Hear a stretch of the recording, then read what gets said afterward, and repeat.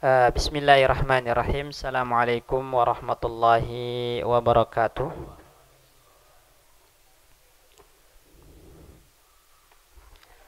Alhamdulillah. Alhamdulillahilladzi bi ni'matihi tatimmus shalihat. Wassalatu wassalamu ala nabiyyina wa rasulina Muhammadin wa ala alihi wa ashabihi wa man tabi'ahum bi ihsanin ila yaumiddin wa ba'du. Allahumma inna nas'aluka ilman nafi'an wa rizqan tayyiban wa amalan mutaqabbala. Rabbana 'allimna ma yanfa'una wanfa'na bima 'allamtana wa zidna ilma. Rabbi shrah li sadri wa yassir li amri wahlul 'uqdatam min lisani yafqahu qawli. Jamaah kaum muslimin rahimani wa rahimakumullah. Alhamdulillah, kita bersyukur kepada Allah Subhanahu wa taala dengan limpahan karunia-Nya, taufiknya, hidayahnya. Kita masih diberikan kesempatan untuk berada di dalam ketaatan, amal soleh, dan hadir di majelis ilmu. InsyaAllah kita akan lanjutkan kembali kajian kita terkait kitab Mukhtasar Latif yang berhubungan dengan fikih dalam mazhab Imam Asy-Syafi'i rahimahullahu ta'ala, buah karya dari Al-Faqih Abdullah bin Abdurrahman Bafadal. Pada pertemuan-pertemuan sebelumnya kita telah menyelesaikan beberapa maqasid taharah. Yang pertama, wudu telah kita selesaikan. Kemudian al-ghuslu, mandi, juga telah kita selesaikan. Tathhirun najasah atau izalatun najasah, cara membersihkan najis, menghilangkan najis, juga telah kita selesaikan. InsyaAllah malam ini kita akan masuk ke maqasid taharah yang terakhir, yaitu tayammum. Tayammum. Taib. Pertama yang perlu kita ketahui, jamaah sekalian rahimani wa rahimakumullah, syariat tayammum ini adalah merupakan syariat yang menjadi kekhususan umatnya Nabi Muhammad sallallahu alaihi wasallam. Jadi namanya khasais Muhammadiyah. Di antara kekhususan umat Nabi Muhammad sallallahu alaihi wasallam dalam masalah syariat itu adalah tayammum. Artinya enggak ada syariat tayammum di umat-umat sebelumnya. Hanya disyariatkan untuk umatnya Nabi Muhammad sebagai kemudahan, kemudahan, rukhsah, keringanan. Berdasarkan hadis, Nabi sallallahu alaihi wasallam bersabda, "U'titu khamsan lam yu'ta ahadun min qabli." Saya diberikan 5 hal, kata Nabi, yang tidak diberikan kepada seorang pun sebelumku. Jadi enggak ada nabi sebelumku yang diberikan 5 hal ini. Di antara 5 hal ini adalah ju'ilat liyal ardu masjidan wa tahura. Allah menjadikan bagiku bumi, tanah itu sebagai tempat sujud dan suci mensucikan. Artinya kita mau sholat dimanapun, selama itu bukan tempat yang dilarang oleh syariat, maka sah ibadahnya, sah sholatnya. Kalau orang-orang dulu, mereka harus sholat di tempat ibadah mereka. Kalau kita lagi di gunung, sholat di gunung, sah. Di sawah, sholat di sawah, sah. Dimanapun kita sujud, sholat dengan syarat dan rukun-rukun yang terpenuhi, maka sah. Itu namanya ju'ilat liyal ardu masjidah, kata Nabi. Dijadikan hamparan bumi ini tempat sujud bagiku. Dan Allah jadikan tanahnya tahura, suci mensucikan. Begitupun dalam riwayat yang lain, Nabi sallallahu alaihi wasallam mengatakan, ju'ilat lana turbatuha tahura.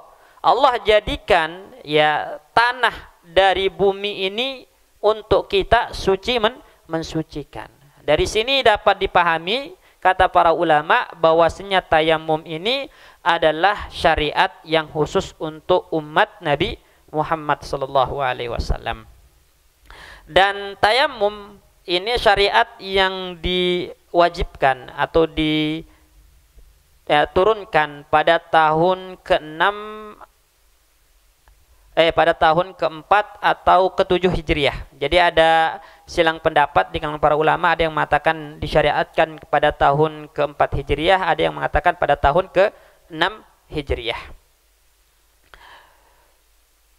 Berkata Syekh Abdullah bin Abdurrahman Bafadal di sini rahimahullahu taala wa nafa'ana bihi wa bi ulumihi fid dharain, beliau mengatakan faslun, fasal.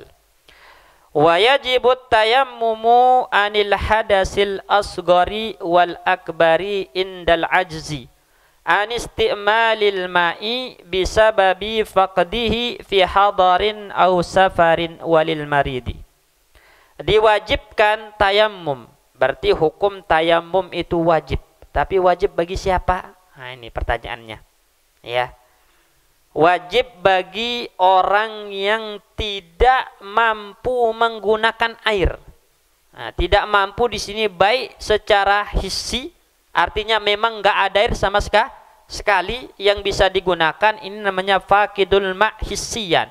Orang yang tidak memiliki air secara hissi, secara indrawi, dia memang tidak ada air sama sekali. Ya, atau tidak mampu secara hukmi, secara hukum.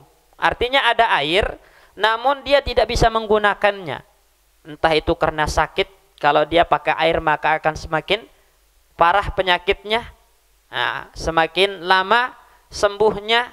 Atau kalau pakai air tayamum maka perjalanan masih panjang misalnya, nanti akan kehausan. Nah, ini namanya tidak mampu menggunakan air. Ya, maka ketika dia memiliki hadas kecil ataupun hadas besar dan hendak untuk melakukan ibadah, dia wajib bertayammum. Nah, ini. Baik. Al-Imam An-Nawawi rahimahullahu taala mengatakan, "Fahuwa wajibun fi halin jaizun fi halin." Tayamum itu bisa wajib hukumnya dalam sebuah kondisi, bisa jaiz, bisa boleh-boleh saja dalam sebuah kondisi.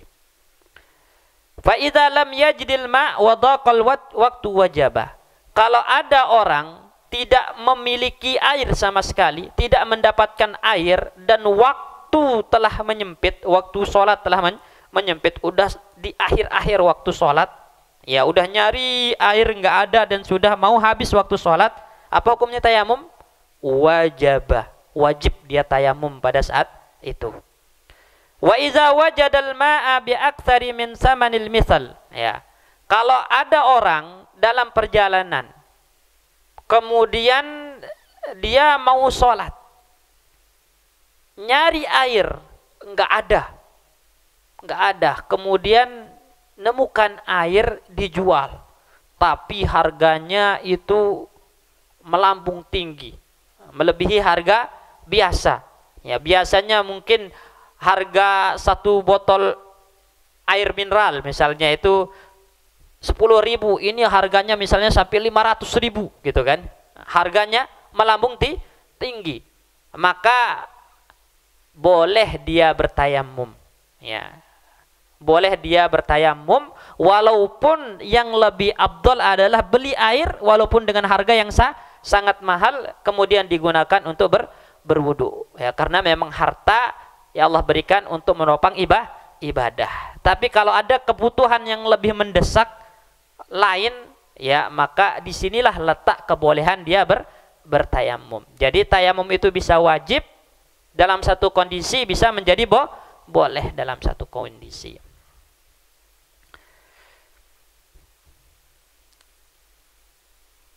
Itu terkait hukum, ya, wajib dalam satu kondisi, kemudian boleh dalam satu kondisi.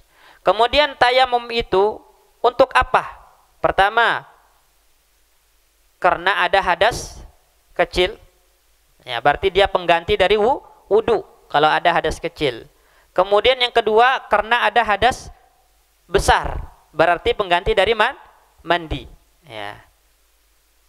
Pertanyaan ketiga, kapan tayamum itu dilakukan? Ketika tidak bisa menggunakan air. Nah, tidak bisa menggunakan air ini dengan sebab apa? Bisa babi faqdihi, karena tidak menemukannya. Menemukannya. Jadi setelah dicari air baik dalam keadaan mukim ataupun safar, kalau udah mencari air dan yakin tidak ada, maka disitulah dia bertayamum. Atau ada air tapi dia lagi sakit, yang apabila dia menggunakan air maka akan membuat sakitnya semakin parah, atau semakin lama sembuh, maka artinya dia tidak bisa menggunakan air secara hukum. Disitulah dia bertayamum. Tayyib.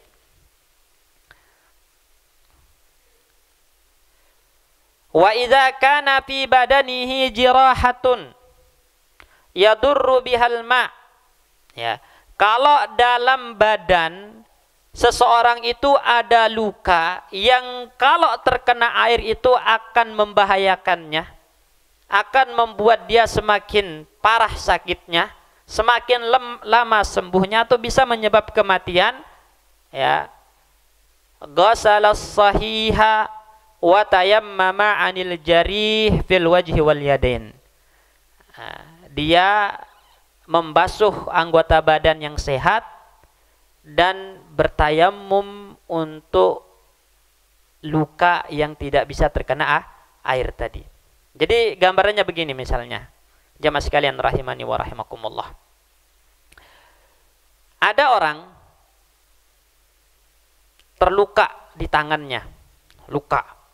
Yang mana luka ini kalau terkena air akan semakin membahayakan, akan membuat dia termudaratkan, lama sembuhnya misalnya. Kan lukanya cuman di area tangan kiri misalnya.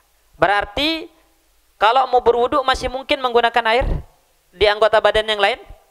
Mungkin. Maka anggota badan yang mungkin untuk dibasuh dengan air itu tetap dibasuh. Ya, muka dibasuh gitu kan, tangan kanan dibasuh, ya, kepala diusap, kaki dibasuh. Nah, sedangkan tempat tangan kiri tadi yang tidak terkena luka itu masih mungkin dikenakan air, masih. Yang tidak bisa dikena air adalah tempat luka. Nah, tempat luka ini karena tidak bisa disiram air, dibasuh air, maka diganti dengan tayamum. Ya, tayamum. Caranya bagaimana? Jadi harus tetap tertib urutan. Dia basuh wajah dulu, ya. Kemudian basuh tangan, ya, kanan sampai siku. Nah, kemudian dia basuh anggota tangan kiri yang sehat ini dibasuh. Kemudian yang lukanya diganti dengan tayamum pada saat itu, baru setelahnya lanjut cuci kaki. Jadi tertib, tetap ada urutan sesuai dengan wudu tadi ini. Tayamumnya bagaimana? Wa tayammama 'anil jarih fil wajhi wal yadain. Jadi dia tayamum untuk luka, ya, luka. Bagaimana cara tayamumnya? Dia cukup mengusap, ya, mengusapkan debu di wajah dan kedua tangan. Wa yakunu tayammumu waqta ghaslil alil. Nah, ini dia. Waktu tayamumnya adalah ketika tiba waktunya mencuci anggota badan yang sakit tadi. Nah, kalau dia tangan kiri berarti wajah dulu dibasuh dengan air, dicuci, ya, seperti wudhu biasa. Kemudian tangan kanan. Nah, waktunya tangan kiri. Nah, yang bisa terkena air dibasuh, kemudian tayamum, baru kemana? Cuci kaki seperti biasa dalam urutan wudhu. Kenapa harus yang luka ini diganti tayamum? Karena tadi tidak terbasuh air. Ya, dalam hadis Nabi SAW, ya, dari Jabir, bahwasannya seseorang itu terkena batu di kepalanya kemudian bocor, berdarah. Lalu bertanya kepada para sahabat, saya bermimpi tadi malam, mimpi basah. Apakah saya ada uzur untuk tidak mandi? Gitu kan? Apa kata para sahabat yang menjawab? Oh, tidak. Karena yang luka cuma di kepala, anggota badan lain masih bisa terkena air. Akhirnya mandi sahabat ini, mandi diguyur mati karena mandi kena air mati.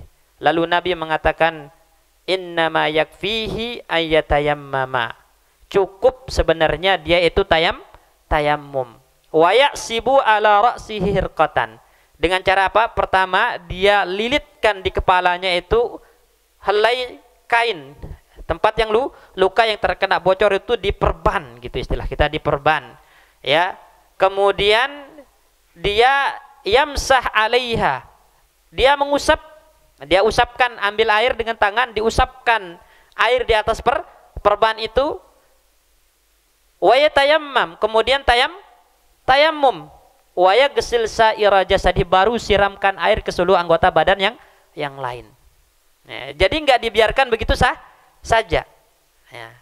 Jadi ada dua keadaan di sini jamaah sekalian. Pertama, luka di anggota wudu misalnya, atau di badan yang tidak diperban, atau tidak dikasih gips misalnya, maka itu kalau nggak boleh kena air, ya diganti tayammum langsung, diganti tayammum. Ya, tapi urutan ya, sesuai dengan urutan anggota wudu. Kalau ini tayammum ganti wudu. Kalau mandi, karena mandi itu nggak ada urutannya, boleh antum tayammum dulu baru siram badan, ya, siram badan, atau siram badan dulu baru yang tidak terkena air, karena nggak boleh itu diganti dengan tayammum, boleh. Ini kalau mandi. Kalau wudu maka harus tertib. Ya, wajah dulu, misalnya ke tangan kanan, karena lukanya di tangan kiri, di sini baru tayammum. Boleh tayammum dulu, boleh membasuh bagian yang sehat baru tayammum, atau tayammum dulu baru membasuh. Boleh dahulukan yang mana aja. Bagaimana kalau lukanya diperban? Misalnya diperban, dikasih gip misalnya. Ya. Di sini dia bagian yang luka yang dikasih perban ini diusap. Jadi enggak dibasuh, diusap. Ya. Kemudian yang tidak kena perban tetap dibasuh, kasih air. Yang kena gips atau perban ini diusap, ambilkan air diusap. Setelah diusap tayammum. Ya, atau tayammum dulu, ya, baru usap, atau usap dulu baru tayammum, enggak masalah. Yang penting harus ada mengusapnya dan ada tayammumnya. Sebagaimana dalam hadis tadi, Nabi SAW memerintahkan yakfihi ayatayammama, cukup baginya untuk tayammum, kata Nabi. Kemudian kasih perban di lukanya, diusap dengan air, barulah dia guyur air ke seluruh badannya. Berarti ada tayammum, ada mengusap di perban, sama membasuh anggota badan yang sehat. Insyaallah dapat dipahami ya ini. Nah, kalau biasanya bapak-bapak kalau lagi ada luka nggak bisa membasuh pakai air, langsung tayammum apa wudu seperti biasa selama ini? Biasanya langsung ada yang terlalu memudahkan. Maksudnya apa? Masih bisa dia menggunakan air, tapi karena ada luka langsung tayammum. Enggak. Tayammum itu dipakai ketika tidak bisa menggunakan air. Nah, artinya masih mungkin enggak dia menggunakan air? Masih, gitu kan. Jadi yang sehat dibasuh. Nah, baru yang luka yang tidak boleh terkena air ini diganti tayammum. Ya, jangan langsung tayammum.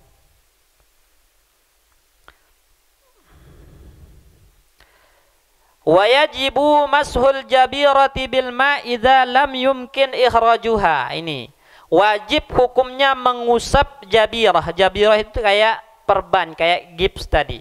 Jadi ada luka yang dikasih balutan, ya. Itu wajib hukumnya diusap menggunakan air, ya. Selain tayammum sebagai penggantinya, wajib juga mengusapnya dengan air kalau ada perban tadi, ada gips tadi. Dengan catatan idza la yumkin ikhrajuha, jika tidak memungkinkan untuk dilepas. Karena kalau antum lepas misalnya, maka dikhawatirkan air akan mengalir ke luka tersebut, ya, atau kalau dilepas akan membuat lukanya semakin lama sembuh, ya. Maka disinilah dia hanya mengusap, tidak perlu mencuci tempat yang terkena perban tadi, mengusap dengan air kemudian diganti apa?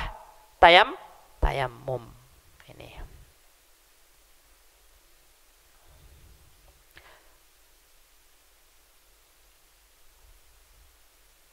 Kalau masih mungkin untuk dibasuh, dicuci, ya, anggota badan yang kelihatan, misalnya tangannya yang diperban, ya, tangannya dikasih gips. Biasanya semua atau ada yang sebagian, kan? Ada yang sebagian. Nah, yang nampak itu tetap dicuci, ya, karena masih bisa terkena air. Nah, baru yang tidak mungkin dibasuh tadi karena terhalangi oleh gips tadi, nah diusap dan diganti tayamum. Ini. Kalau semuanya misalnya dari ujung sampai siku lewat, nah ini diusap semua. Ya, karena memang kalau butuh untuk digips semua, maka nggak masalah. Tapi kalau yang butuh digips hanya sebagian terus semuanya digips, nah, itu permasalahan lain. Ya. Jadi ada tiga kondisi masalah gips ini. Pertama, kalau gips atau perban atau istilahnya tadi, ya, pembalut luka gips ini di anggota badan yang harus terkena ketika tayamum. Berarti apa aja? Wajah dan tangan. Wajah dan tangan. Mungkin nggak orang wajahnya dibalutmu? Mungkin, kan, ya, tinggal gininya aja kelihatan gini. Nah, ini kan berarti ada bagian area wajah yang tidak yang tertutupi, yang tidak mungkin dibasuh air gitu. Nah, baik ketika dia make gips ini atau perban ini dalam keadaan suci atau tidak, jika perban itu sampai menutupi anggota badan yang sehat, ya kan seharusnya yang ditutupi yang sakit aja, tapi ini juga sampai kepada menutupi anggota badan yang sehat, kelebihan gitu.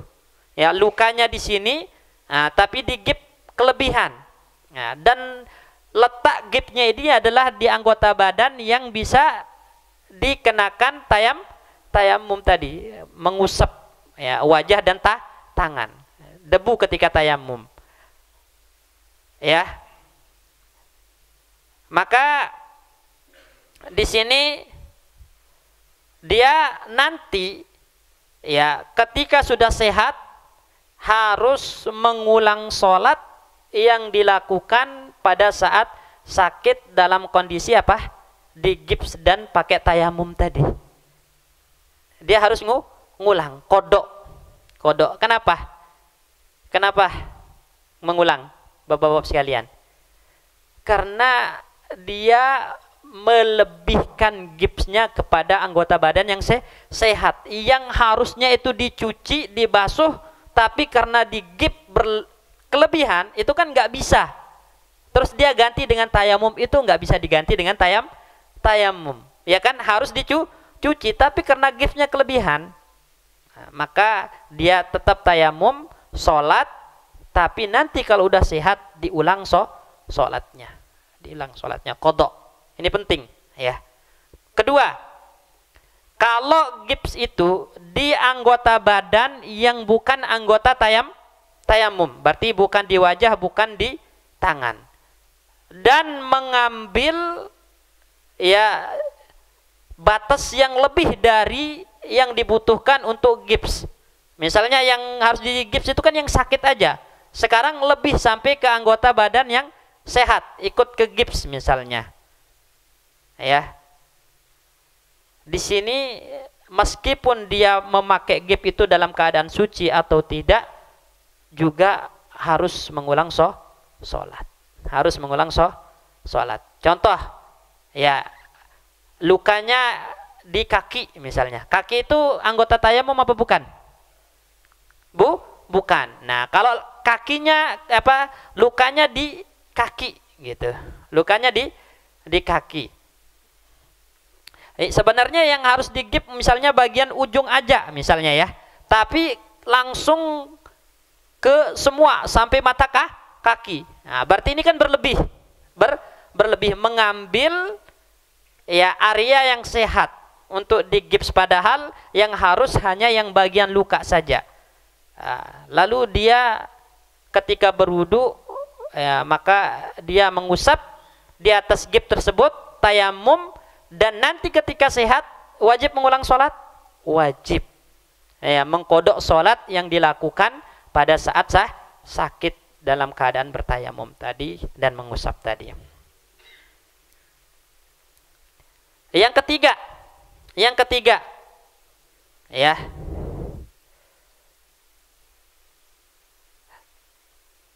dia memakaikan gips ya, dan berlebih dari yang dibutuhkan, serta ketika memakai gips itu bukan dalam keadaan suci tapi dalam keadaan berhadas, juga nanti ya ketika sehat wajib mengulang sholat. Itu 3 keadaan. Saya ulangi, keadaan pertama, orang yang pakai gips itu wajib mengulang sholat kapan?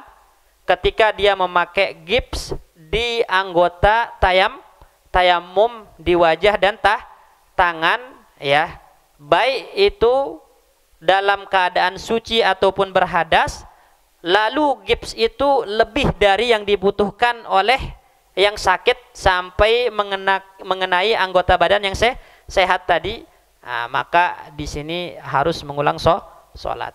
Yang kedua, kalau gipsnya ada di selain anggota tayamum,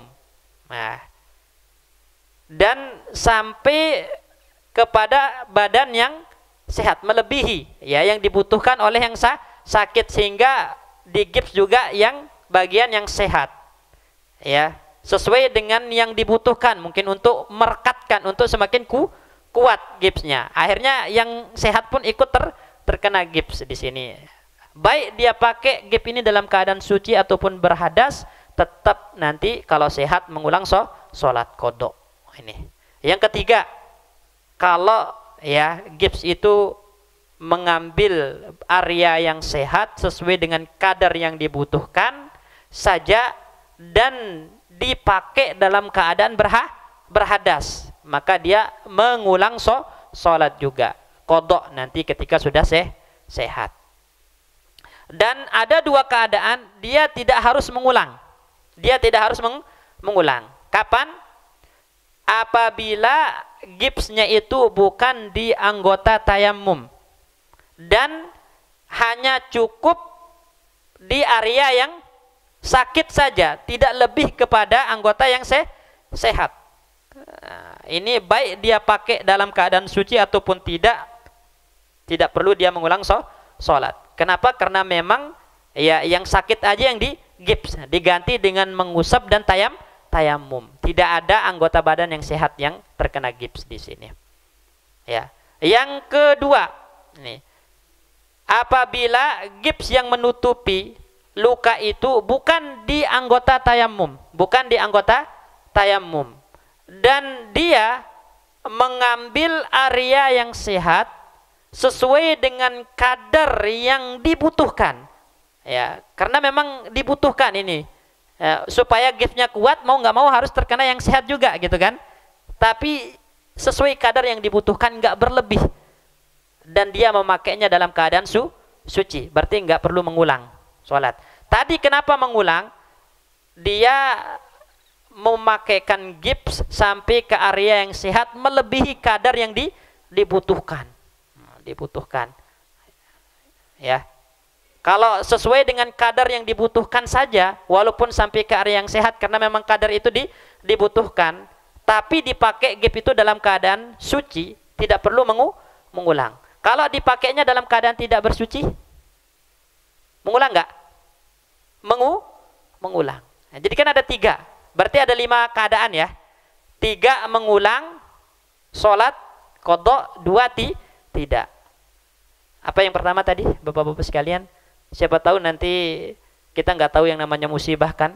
Nah, kita dikenakan gips, luka tangan. Apa yang pertama? Kalau gips yang menutupi luka itu di anggota tayamum, ya, dan sampai mengambil area yang sehat, nah, baik dalam keadaan suci ataupun tidak, nah, memakainya diganti sholatnya nanti. Jadi kalau lukanya di tangan, lukanya di wajah, berarti ini area tayamum, di gips, ya, di gips. Antum pakai dalam keadaan suci ataupun dalam keadaan berhadas gips ini, ya, maka nanti diganti sholatnya, ya, diganti sholatnya. Kenapa? Karena nggak bisa diganti tayamum, ya nggak? Orang sekarang lagi di gips, ya nggak? Dibasuh air bisa nggak? Enggak. Diganti dengan debu airnya bisa nggak? Enggak, kan lagi tertutupi, ya nggak? Lagi tertutupi anggota badan tayamum ini, wajah, misal tempat lukanya atau tangan. Ini kan anggota tayamum. Kalau di gips ini kan nggak bisa diganti air, nggak bisa diganti tanah, nggak bisa antum usap tanah di anggota badan tersebut karena terhalangi oleh gips. Itulah kenapa antum harus mengulang sholat nanti ketika sehat, gitu kan. Nah, kalau pas sakit ya tetap usap, mengusap sholat, ya seperti biasa, tapi nanti wajib mengulang. Ini yang pertama. Jadi kita ulang-ulang biar jelas. Yang kedua, kalau gipsnya itu bukan di anggota tayamum, bukan di anggota tayamum, dan gips ini mengambil area yang sehat, melebihi kadar yang dibutuhkan, berarti antum pakai dalam keadaan suci ataupun tidak, wajib mengulang sholat. Kenapa wajib mengulang sholat? Karena ada anggota badan yang tidak bisa terkena air, padahal masih mungkin untuk dikenakan air. Cuman tadi karena di gips, yang mana gips ini melebihi kadar yang dibutuhkan, ya, jadi dan juga nggak mungkin dilepas gips ini, gitu kan. Nah, berarti nanti kalau sehat diulang sholatnya, diqadha. Yang ketiga, kalau gipsnya bukan di anggota tayamum, bukan di anggota tayamum, dan mengambil area yang sehat tapi sesuai kadar yang dibutuhkan, nggak berlebih sekarang, sesuai kadar yang dibutuhkan. Namun ketika memakainya dalam keadaan berhadas, ketika memakai gips ini dalam keadaan berhadas, bukan dalam keadaan suci, ini juga nanti mengulang. Nah, itu 3, wajib mengulang. 2, kalau yang keempat berarti, kalau gipsnya itu bukan di anggota tayamum dan tidak mengambil area yang sehat, artinya pas gipsnya di area yang sakit saja, baik gips ini dipakai dalam keadaan suci ataupun tidak, sekarang tidak ada yang berlebih, gitu kan, pas gipsnya, wajib mengulang atau tidak? Tidak wajib mengulang.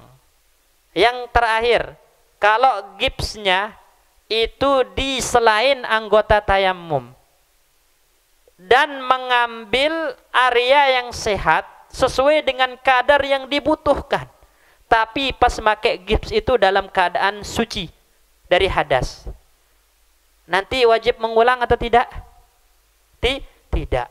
Tidak wajib mengulang. Jadi 3 wajib, 2 tidak. Ya. Kok berat gitu kan? Kan udah sakit masa disuruh ngulang sholat. Masalahnya syarat sah sholat itu apa? Wudu, terangkat hadas. Nah kan masih mungkin nggak untuk dia basuh area-area yang sehat tadi? Masih.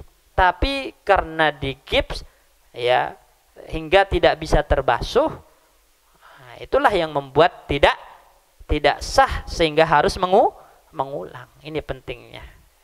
Ya, jadi yang dimaksud dengan fattaqullaha mastata'tum, kadang-kadang kita suka berdalil. Fattaqullaha mastata'tum, bertakwa kepada Allah semampu kalian. Oh kan lagi sakit nih, ya. Ya udah mampunya ngusap semua, ngusap. Bukan gitu pemahaman ayatnya, Pak. Ya, pemahaman ayat itu fattaqullaha mastata'tum, yang bisa antum lakukan dilakukan, yang nggak bisa itu baru diuzur. Ya, sekarang kan ada area sehat yang masih bisa terkena air, tapi nggak antum basuh dengan air. Ketika ngegips itu bisa antum cukup saja di area yang sakit gitu kan. Atau kalau memang dibutuhkan ke area yang sehat, maka sesuai dengan kadar yang dibutuhkan, jangan berlebih. Kalau udah sampai berlebih berarti ini kan tidak dibutuhkan. Nah, itu yang menyebabkan wah ini nggak dikenakan air, ini yang seharusnya masih bisa dikenakan air. Sama kayak orang, ya ini juga catatan penting bagi kita. Datang dari rumah sholat ke masjid, jalan kaki bisa, jalan kaki bisa sampai masjid, ya misalnya qomat, ya jalan datang bawa kursi qomat, ya. Sampai di sini langsung duduk takbiratul ihram, padahal bisa nggak dia takbiratul ihram dalam keadaan berdiri? Bisa, tapi dia langsung duduk, nggak sah. Karena rukun sholat apa? Berdiri kan, di antara rukun sholat berdiri. Mampu nggak dia takbiratul ihram dalam keadaan berdiri? Mampu kan? Buktinya jalan kaki ke masjid, mampu. Allahu Akbar, dia tetap berdiri. Nanti kalau udah mau ruku misalnya, atau mau sujud, baru dia harus duduk. Setelah duduk dia nggak mampu berdiri lagi, nggak masalah. Nah, fattaqullaha mastata'tum, ini baru bertakwa kepada Allah semampunya. Kalau dari awal dengan alasan fattaqullaha mastata'tum padahal masih mampu berdiri tapi langsung duduk, nggak sah sholatnya. Bahkan dalam kitab-kitab fikih itu kalau dia harus dipapah 2 orang supaya berdiri, dia dipapah gitu, dipapah dua orang berdiri. Kadang-kadang kita suka meremehkan hal-hal semacam ini, ya. Taib. Kemudian fardut tayammumi khamsatun. Rukun-rukun tayamum itu ada 5. Pertama, naqlut turabi, ya, memindahkan turab, debu, ya. Nah, memindahkan debu ini maksudnya adalah dari tanah, ya, menuju anggota yang diusap dari anggota tayamum, wajah dan tangan. Berapa kali nakal pindahan? Kalau dalam mazhab Imam Syafi'i 2 kali. Ini satu hitungannya, ya, untuk wajah. Kemudian ngambil lagi, ini yang kedua untuk tangan kanan dan tangan kiri. Jadi dua kali. 2 kali pukulan, ya, 2 kali pemindahan, ya. Kalau sekali itu nggak sah dalam mazhab Imam Syafi'i, harus dua kali, wajib hukumnya dua kali. Ini. Kemudian rukun yang kedua, an-niyatu, niat. Karena ini ibadah, maka ibadah itu butuh niat. Dan niatnya bagaimana? Penting. Niatnya kalau nawaitu tayammum, saya berniat tayammum. Tok begitu dalam hati, ya. Saya berniat tayammum. Tok begitu dalam hati, sah nggak tayamumnya? Sah enggak tayamumnya? Tidak, tidak sah. Tidak sah. Jadi enggak cukup dia berniat dalam hati mengatakan nawaitu tayamum, saya berniat tayamum. Enggak, belum cukup. Atau dia mengatakan saya berniat tayamum untuk mengangkat hadas. Hadas kecil atau hadas besar. Sah enggak tayamumnya? Enggak sah, karena tayamum itu tidak untuk mengangkat hadas. Ya, makanya saya mengatakan, lalu niat tayamum itu apa? Istibahah. Niat tayamum untuk membolehkan. Membolehkan apa?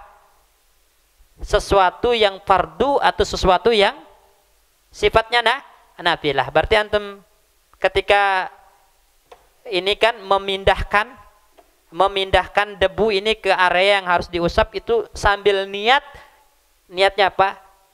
Untuk boleh sholat fardu misalnya. Itu baru sah. Jadi tayamum dengan niat untuk apa? Boleh. Untuk boleh. Bukan untuk mengangkat hadas. Ya, tapi untuk agar boleh sholat fardu. Nah, agar boleh sholat fardu. Nah, kalau niat antum ketika tayamum itu agar boleh sholat fardu, misalnya agar boleh sholat zuhur, agar boleh sholat isya, nah, maka yang sunnahnya juga boleh jadinya. Artinya boleh rawatibnya, boleh juga melakukan sholat rawatib dengan tayamum tersebut. Jelas ini bapak-bapak ya? Ya. Kemudian kalau dia misalnya niatnya ketika tayamum, ketika dia memindahkan debu ini ke area yang diusap, niatnya adalah untuk boleh sunnah, sholat sunnah misalnya, sholat sunnah, ingin sholat sunnah tahiyatul masjid, ya, nggak ada air, ya misalnya, nggak ada air, tayamum, misal ini tayamum. Niatnya berarti supaya boleh sholat sunnah. Boleh enggak digunakan untuk sholat fardu tayamum tersebut setelahnya? Tidak boleh. Tidak boleh. Ya. Jadi kalau niatnya untuk boleh melakukan yang wajib, maka yang sunnah boleh juga dilakukan.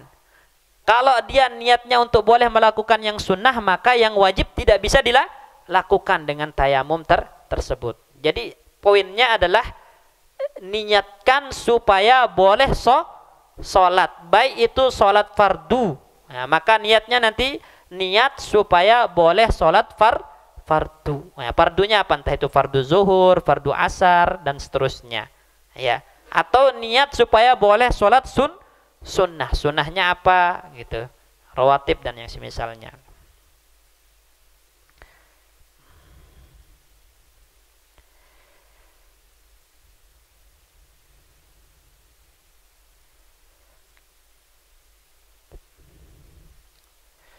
Wa yajibu qarnuha biwad'il yadi 'ala turab. Nah, lihat.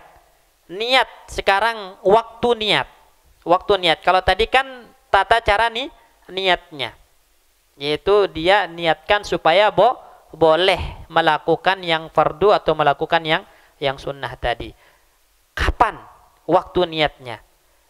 Berbarengan dengan meletakkan tangan di tanah, ya, dan niat ini terus ada sampai dia mengusap sebagian dari area wajah.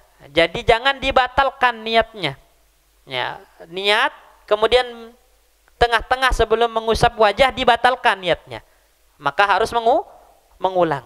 Jadi niat ini harus berlangsung dari semenjak menaruh tangan di tanah sampai dipindahkan ke area yang diusap. Niat ini harus tetap ada. Tetap ada. Ini rukun yang keberapa tadi? Kedua. Rukun yang ketiga adalah mengusap wajah. Maksudnya wajah di sini adalah seluruh area wajah. Area wajah itu dari mana? Dari tempat tumbuhnya rambut bagian depan. Bagi orang yang memiliki rambut, ya, kalau enggak maka Ya, kira-kira biasanya orang kalau ada rambut tumbuh di mana gitu ya.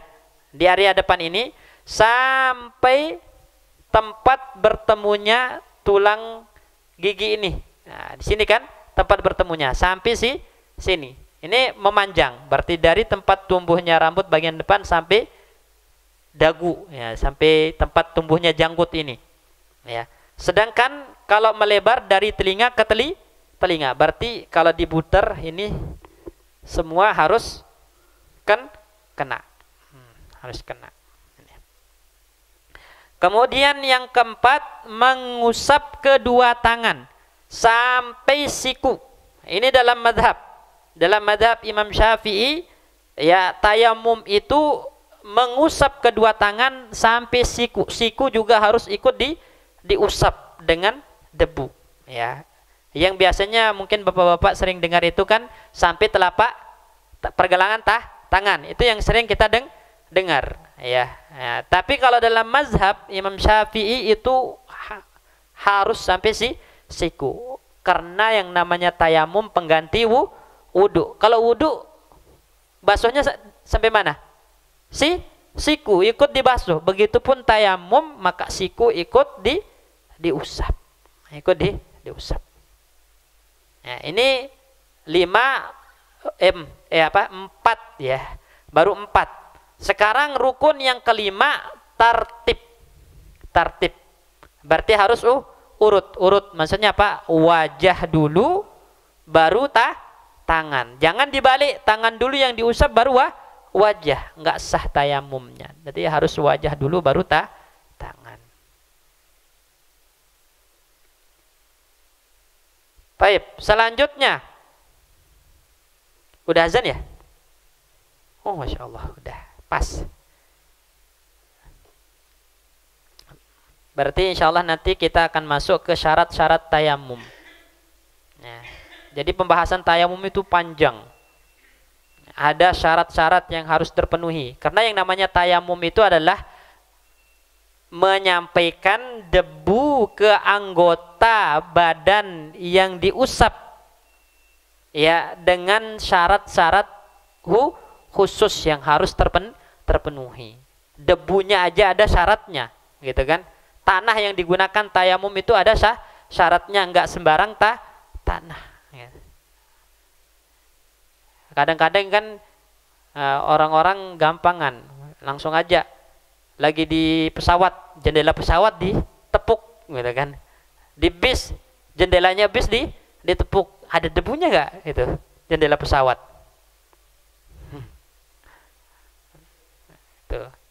Nah, itu makanya nanti dibahas ya. Jadi debu yang sah digunakan untuk tayamum itu seperti apa? Itu maksudnya di syarat-syarat tayamum nanti. Baik. Karena sudah Isya, kita cukupkan sampai sini. Jazakumullah khairan. Kita tutup dengan doa kafaratul majlis. Subhanakallahumma bihamdika, asyhadu an la ilaha illa anta, astaghfiruka wa atubu ilaik. Assalamualaikum warahmatullahi wabarakatuh.